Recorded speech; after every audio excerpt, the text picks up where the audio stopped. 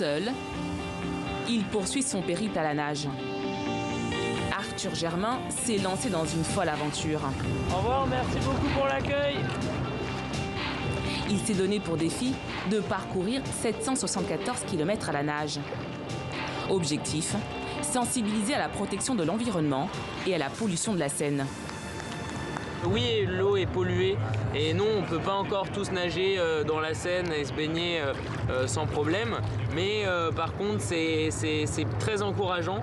Et en fait, on est à ça d'y arriver, on n'est à pas grand-chose. Ça demande juste qu'on fasse un petit effort dans nos vies.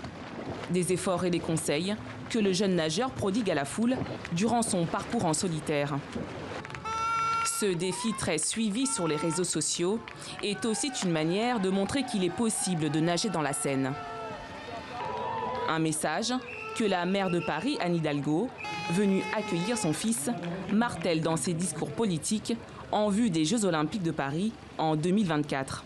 Cette génération est totalement concernée par le défi climatique et le risque de ne plus avoir de vie humaine sur Terre. La planète restera, mais les conditions de la vie humaine sont rendues très difficiles. Si pour les prochains Jeux Olympiques, plusieurs épreuves aquatiques devraient se dérouler sur la Seine, pas sûr qu'elles suscitent l'envie des Français de s'y baigner. Selon un dernier sondage IFOP, 70% des Français ont une mauvaise image de la Seine.